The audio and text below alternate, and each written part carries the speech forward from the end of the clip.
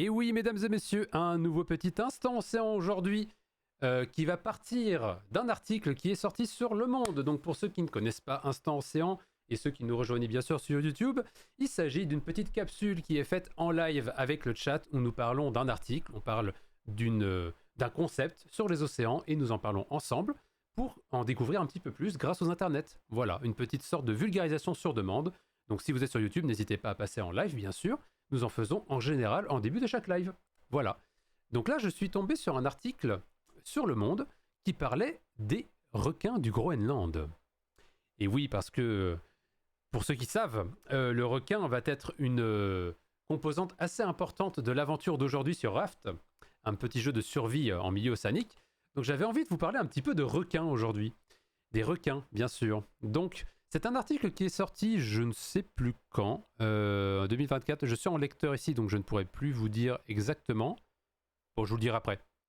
C'est un article donc, qui est sorti sur Le Monde et qui parle de la longévité des requins du Groenland. Et oui, donc les mystères du requin du Groenland, ce poisson géant qui vit plusieurs siècles dans l'eau glacée. Première chose à dire, il y a déjà une erreur rien que dans le titre, bien sûr, parce que le mot poisson n'existe pas. Évidemment, je suis désolé de vous le dire, mais le mot poisson ne veut absolument rien dire en taxonomie, pour la simple et bonne raison que c'est un groupe paraphylétique. Et je vais vous montrer tout simplement poisson, taxonomie. Est-ce que je vais avoir classification des poissons? Non, ce n'est pas ce que je cherche. Poisson, paraphylétique. Tac, tac, tac. Est-ce que je vais arriver à vous le donner? Oh. J'ai pas l'impression, j'aurais dû mieux préparer mon truc, évidemment, bien sûr. Tu restes en l'heure que des bisous, le vendredi ça fait peur pour moi. Il n'y a pas de problème, merci mon cher Brian, et merci pour ton silencio juste avant le début de cette petite capsule. Bien sûr. Voilà. Des gros bisous à toi, et merci pour le lurk, bien sûr. Bon, en gros, je vais vous expliquer ça de la façon la plus simple possible. C'est que les poissons sont un groupe, ce qu'on appelle paraphylétique, c'est-à-dire que tous les poissons ne possèdent pas un seul ancêtre commun. Ce qu'on appelle poissons sont plusieurs groupes au sein de l'arbre du vivant. Ils ont été appelés poissons parce qu'ils ont une similarité de forme, de milieu, de mode de vie, mais ils ne possèdent pas tous un même ancêtre commun. C'est-à-dire que dans le groupe des ce qu'on appellerait poissons qui regroupent justement tout ce qui est poisson, il y en a certains qui ne sont pas des poissons. Et oui. Et effectivement, on m'indique dans le chat que cet article date du 13 août 2024. Effectivement, donc c'est relativement récent, bien sûr. Voilà, donc le mot poisson, moi j'ai un petit peu de mal avec ça, mais pour le bienfait de la vulgarisation, on va considérer que c'est un mot qui est utilisable, bien sûr. Voilà, donc des scientifiques cherchent à expliquer la longévité de cet animal dont le cœur ne vieillit pas, ou si peu. Voici un petit requin du Groenland. Et je dis petit requin du Groenland, mais c'est bien sûr un euphémisme parce que c'est un organisme qui est très grand. Vous allez voir juste après. Donc c'est un requin du Groenland sous la glace dans le détroit de Lancaster, au Nunavut, Canada, pris en 2015.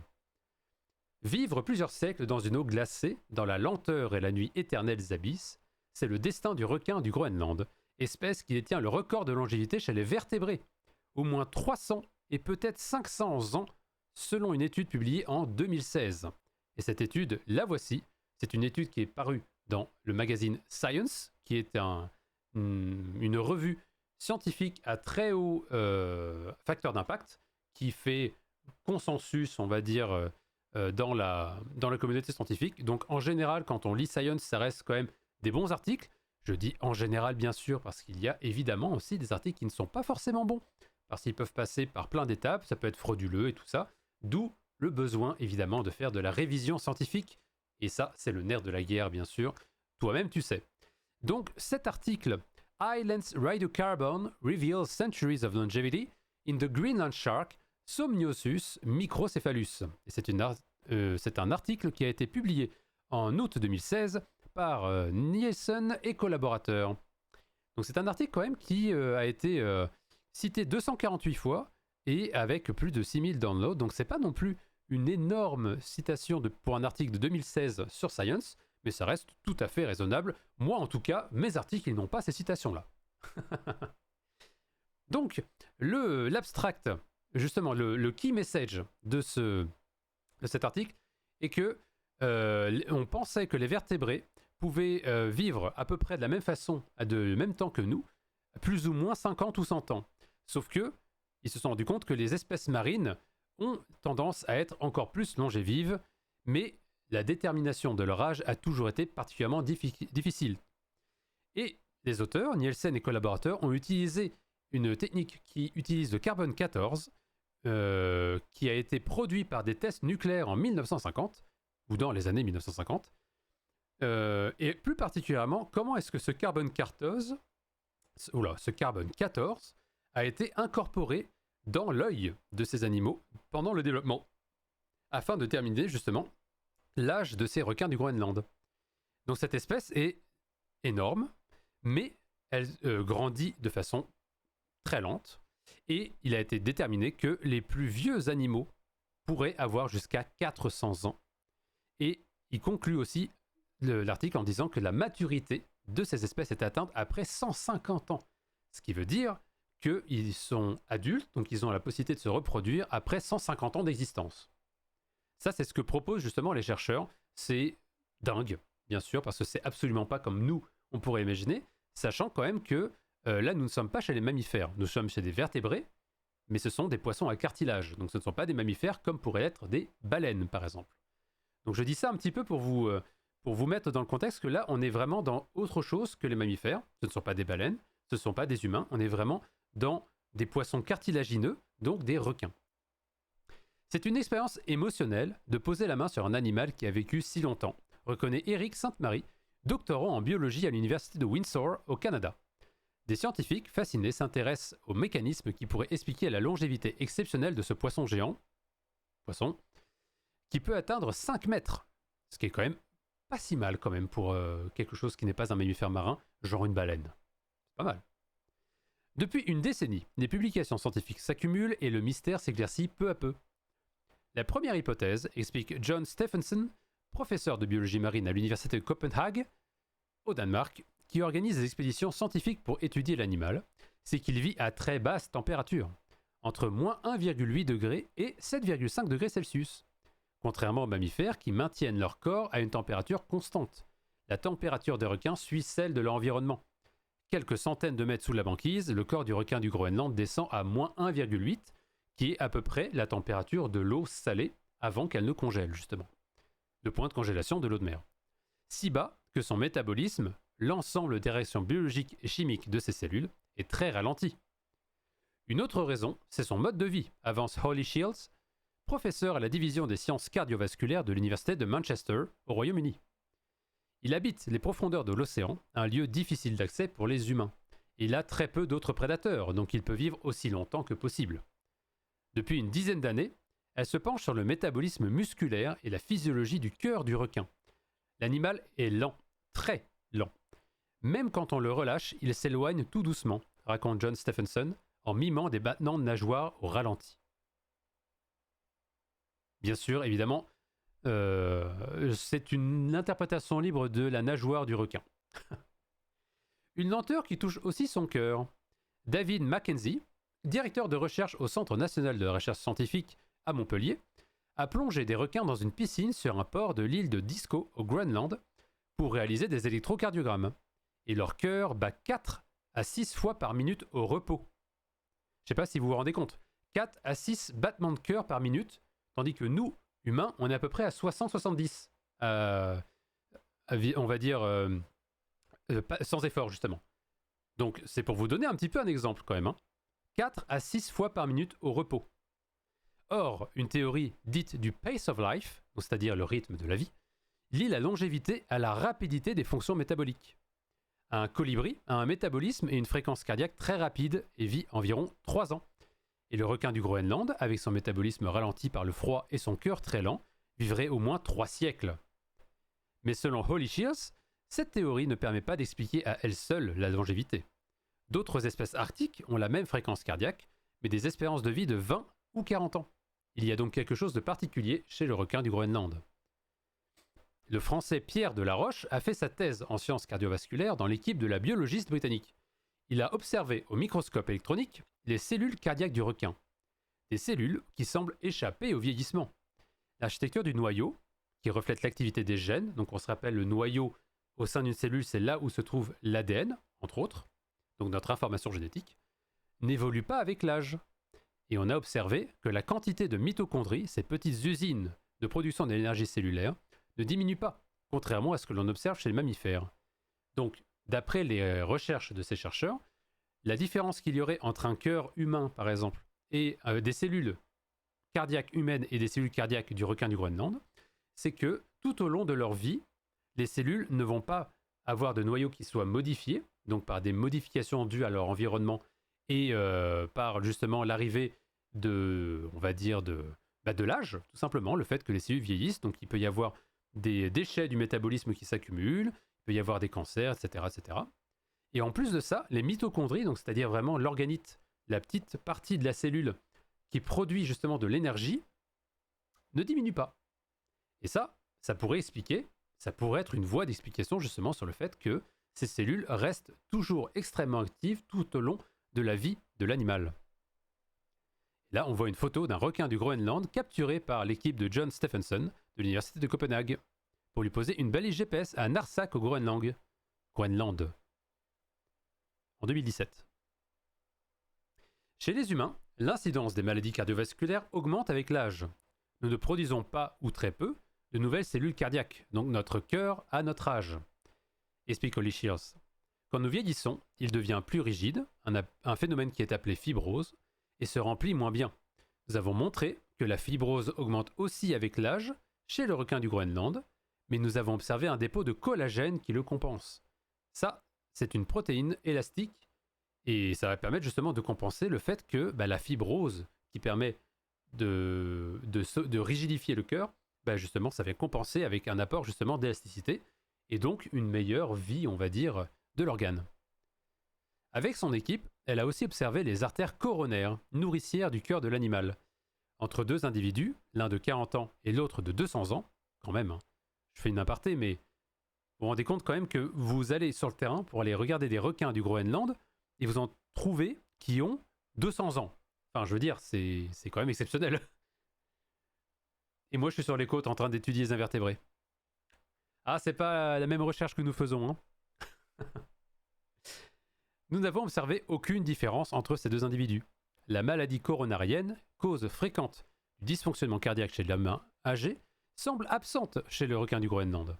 Ces résultats récents n'ont pas encore fait l'objet d'une publication dans une revue scientifique. Et ça, c'est une phrase qui est intéressante, parce que tout ce qu'on voit ici, ce sont des hypothèses. Et dans la démarche scientifique, il est important de soumettre ces hypothèses aux pairs, donc aux autres chercheurs de la science, pour qu'ils puissent justement donner leur avis avec leur expertise et qu'au final on obtienne un consensus et faire en sorte que la théorie soit validée ou non. C'est ça la démarche scientifique.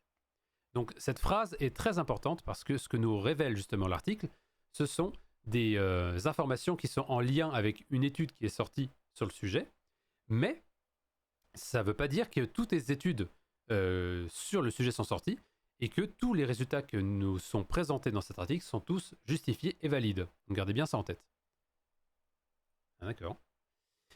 Le cœur humain et celui du requin sont différents dans leur anatomie, mais les mécanismes du vieillissement seraient communs aux différentes espèces animales, ce qui explique l'intérêt des scientifiques pour le requin, bien sûr.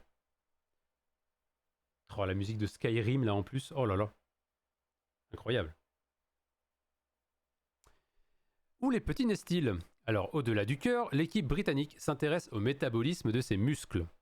Ewan Camplisson, doctorant, a étudié ces enzymes. Chez la plupart des animaux, la production et l'activité de ces petites ouvrières, qui travaillent sur la chaîne des réactions chimiques dans nos cellules, tendent à diminuer avec l'âge.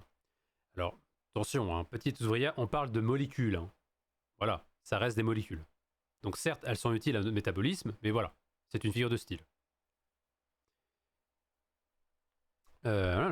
Donc cela suggère que son métabolisme est assez spécial et probablement pas influencé par le vieillissement. Parce que, chez le requin du Groenland, ils ont tendance à voir que l'activité de ces enzymes ne diminue pas avec l'âge. Et ça, c'est assez intéressant. Donc ce chercheur a présenté ses résultats début juillet au congrès de la Société de biologie expérimentale à Prague. Alors la réponse se cacherait-elle dans ses gènes? Pour l'instant, personne ne sait encore combien de chromosomes il a, ce qui veut dire qu'il y a encore besoin de recherche. S'exclame John Stephenson. L'étude de son code génétique ne fait que commencer, et le biologiste s'est associé à d'autres équipes pour le décrypter. Mais le requin du Groenland recèle bien d'autres mystères. Personne ne sait vraiment jusqu'où s'étend son aire de répartition, donc c'est-à-dire où est-ce qu'il vit dans l'océan. En 2013, par exemple, un spécimen de près de 4 mètres a été pêché dans le golfe du Mexique à plus de 1800 mètres de profondeur. C'est inhabituel sous ces latitudes, mais nous pensons qu'on peut le trouver dans tout l'Atlantique Nord, très profondément, dans les eaux froides, avant ce chercheur danois qui équipe des requins de balises GPS pour mieux comprendre leur migration. Une autre question intrigue particulièrement les scientifiques. Où les petits, des requins des Groenland, naissent-ils? Les chercheurs interrogés racontent n'avoir presque jamais observé de jeunes. La grande majorité des individus capturés mesurent au moins 2 mètres, des quinquagénaires, donc au moins 50 ans. Pourquoi ne voyons-nous jamais de petits? Est-ce qu'ils ont disparu parce qu'on a tué toutes les mères entre 1890 et la Seconde Guerre mondiale? S'interroge John Stephenson. Une génération entière aurait été anéantie à cette époque où le requin du Groenland était pêché pour l'huile de son foie, utilisée comme celle des baleines pour l'éclairage et l'industrie? Or, les chercheurs estiment que les femelles n'atteignent la maturité sexuelle qu'autour de 140 ans, et que leur gestation dure 7 à 8 ans. Waouh! Un rythme de production extrêmement lent donc, qui rend l'espèce particulièrement vulnérable. Donc mettez-vous en tête, imaginez que votre petit, vous le gardez 7 à 8 ans dans votre utérus, et que vous ne pouvez avoir qu'un petit que après 140 ans d'existence. C'est quand même effectivement un métabolisme particulier. Si ce géant des abysses est un modèle pour prolonger la vie des humains, les scientifiques craignent qu'il ne soit déjà menacé par le réchauffement climatique. Son habitat pourrait progressivement se réduire sous l'effet de l'augmentation des températures océaniques. Et la recherche sur le requin du Groenland, classé vulnérable par l'Union internationale pour la conservation de la nature, UICN, peut poser des questions éthiques, évidemment. Certains travaux de physiologie impliquent l'euthanasie d'individus en âge de se reproduire, d'autant plus important pour l'espèce que sa maturité sexuelle est très tardive. Et donc les protocoles doivent être validés et sont validés par un comité d'éthique. Encore une fois, phrase très importante qui indique que la recherche scientifique a et potentiellement a un impact sur les populations qui sont étudiées. Donc il faut en général faire très attention à tout ça pour être sûr que nous pouvons garder l'objet de nos recherches en santé, en tout cas la population en santé, évidemment. Pour limiter la pression sur l'espèce, les chercheurs travaillent parfois à partir de requins capturés accidentellement sur des bateaux de pêche. Mais leurs équipements ne permettent pas toujours d'étudier des animaux de 4 ou 5 mètres. Et oui, parce que si votre filet a été designé pour pêcher des morues ou d'autres poissons qui font maximum 1 mètre, c'est sûr que si vous avez un bestiau de 4 à 5 mètres dans votre prise, ça va pas être la même chose à gérer sur le bateau. Évidemment. Donc lors des expéditions scientifiques, des requins sont attrapés pour leur poser des balises GPS, puis relâchés. Parfois, ils sont blessés lors de la capture.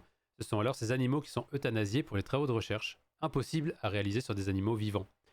Les différents projets menés sur le requin du Groenland permettent aussi de mieux le connaître, ce qui peut être important pour sa protection. Certains travaux sur son cœur visent par exemple à étudier sa réaction à l'augmentation de la température des océans, et donc à mieux comprendre l'impact du changement climatique sur l'espèce. Alors dans cette section de l'article, il y a quand même beaucoup de choses qui viennent en même temps, dans le sens où on parle à la fois d'utiliser les résultats que nous obtenons sur ces requins et sur leur métabolisme pour être utilisés pour essayer de prévenir le vieillissement chez l'humain, donc mieux comprendre le métabolisme des cellules pour essayer de réduire le vieillissement de nos cellules à nous. Et d'un autre côté, on a le côté justement conservation, le fait que les travaux de recherche ne peuvent pas être faits de façon complètement non contrôlée parce qu'ils ont un impact réel sur la population d'espèces. Et ça, c'est assez embêtant parce que, effectivement, c'est une espèce qui est drapée de mystère. On sait encore peu de choses sur cette espèce, comme l'ont montré les chercheurs. Mais du coup, l'étudier exige de temps en temps, malheureusement, des sacrifices. Donc c'est un peu un un compromis qu'il va falloir faire justement, parce que si on étudie trop cette espèce en capturant trop de poissons, ça peut mettre en danger justement sa survie. Et le dernier point, c'est justement le fait que c'est un animal qui est extrêmement adapté, comme on le voit ici, à des eaux qui sont très froides, donc entre moins 2 degrés et 10 degrés Celsius. Ce qui veut dire qu'avec le réchauffement climatique, on est d'accord qu'il va y avoir une pression réelle justement sur l'habitat de ces espèces. Donc effectivement, c'est important de les étudier, mais est-ce que les étudier justement, il faut les faire de façon évidemment raisonnable, raisonnée, et d'étudier justement leur réponse au changement climatique, ça par contre ce sera intéressant parce que ça nous permettra justement de mieux comprendre est-ce que cette espèce est encore plus à risque ou non. Parce que là on parle d'un requin du Groenland, alors pour les gens qui vont dire mais c'est qu'un requin et tout ça, alors oui mais ça reste quand même une espèce qui est emblématique, effectivement. Puis je pense que les chercheurs ne sont pas encore arrivés à ce niveau-là par rapport à ça, mais quelle est sa place dans l'écosystème, dans la chaîne trophique? Il mange quoi? Ça, on doit le savoir. Mais est-ce que justement il est relié à une fonction dans l'écosystème qui est importante et que s'il disparaît, cette fonction est perdue? Ce sont des points qui sont tout à fait valides et des questions importantes à poser.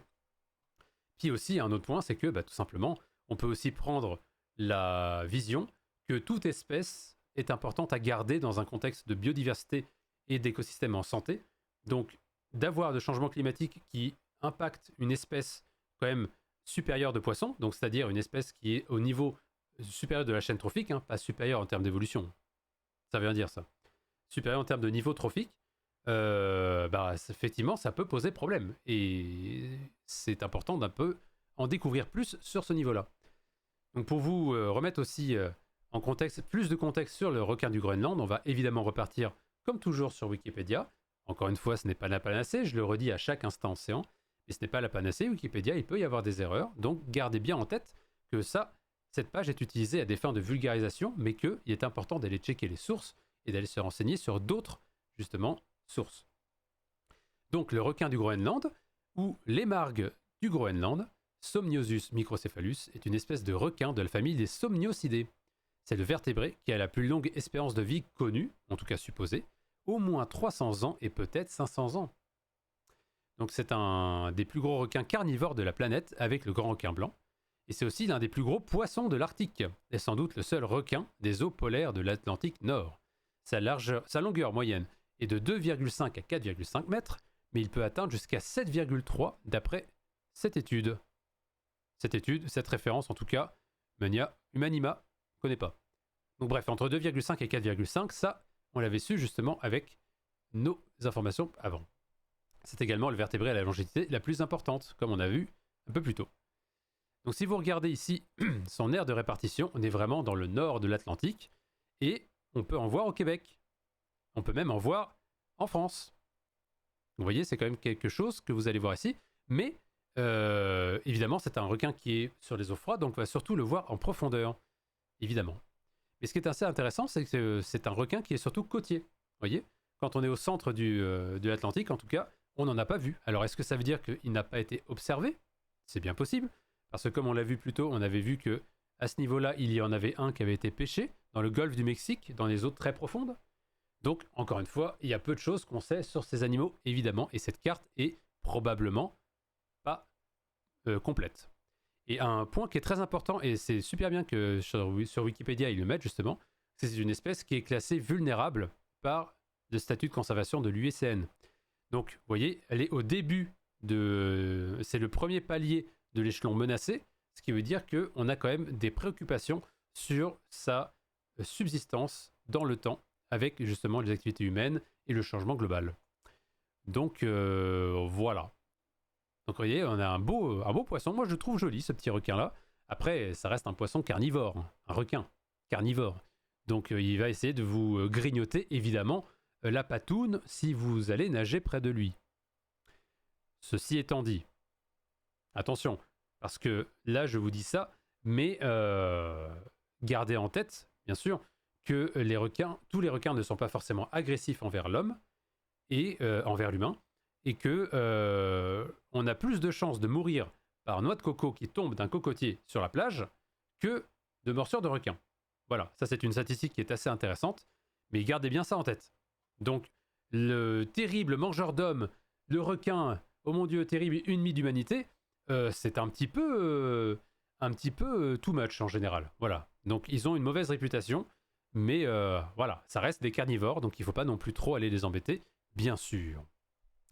Donc, je vous donnerai évidemment tous les liens sur le requin du Groenland, sur le Discord, évidemment, n'hésitez pas à venir le rejoindre. Et je voulais aussi terminer par vous dire qu'il n'y a pas que les vertébrés qui peuvent évidemment avoir une très grande longévité. Je voulais aussi vous présenter ceci qui est une petite, un clam, comme on appelle ça en anglais, un quahog. C'est une Arctica islandica, donc un mollusque qui a été récupéré dans les eaux, justement, je crois, de la mer du Nord. Et cet animal est l'animal qui détient le record de longévité ever. Tout le monde vivant dans les métazoaires, en tout cas. Cette espèce-là, elle a été datée à plus... Enfin, pas cette espèce, cet individu. Très important. Cet individu a été daté à 500 ans. C'est-à-dire qu'il est né à l'époque Ming, en Chine. C'est pour ça qu'il a été surnommé Ming. Donc en gros, cet animal, quand même, vit 507 ans. Il avait 507 ans. Bon, je dis il avait parce que lors de sa capture et de son étude, malheureusement, il a été tué. Mais ça veut dire qu'il y a au moins un individu dans cette espèce qui peut atteindre cet âge. Donc très probablement, les autres individus peuvent aussi être très, très longévifs là-dessus. Donc vous voyez que c'est sympa les invertébrés aussi. Bien sûr, il n'y a pas que les vertébrés qui sont cool. Et donc, le record de longévité, ce n'est pas l'éléphant, ce n'est pas le requin du Groenland, ce n'est pas la tortue. Non, c'est un mollusque. C'est un espèce de petit palourde qu'on trouve justement dans la mer du Nord. Avec, c'est ça, qui peut vivre jusqu'à 507 ans, en tout cas pour l'instant. C'est ce que nous avons vu. Et ça, c'est un résultat qui a été trouvé en 2006 avec un petit mollusque, donc 8,7 cm de long, mais 507 ans. Donc autant dire que c'est quand même assez exceptionnel. Et son petit nom, c'est la praire d'Islande, qui sont très bonnes, il me semble. Je pense que ça se mange. Alors pour information, ils ont daté justement cet animal avec la composition de la coquille. Qui justement, plus elle grandit, plus justement elle vient capter des éléments pour être constitutifs de la coquille. Et on est capable, comme pour les arbres, de faire des stries de croissance comme ça. Et en étudiant ça avec ce qu'on appelle la sclérochronologie, eh bien on est capable de dater justement ces animaux. Voilà, donc c'est à peu près tout ce que je vous avais à dire. C'est à peu près tout ce que j'avais à dire sur la longévité des espèces marines, avec comme exemple le requin du Groenland et la praire d'Islande, Arctica islandica. Bon, moi vous me connaissez, j'ai mon préféré. À vous de me dire quel sera le vôtre. Voilà, donc on se retrouve pour un prochain instant, c'est en plus tard en live. N'hésitez pas à venir nous rejoindre sur la chaîne, ceux qui nous suivent sur YouTube, et à très bientôt.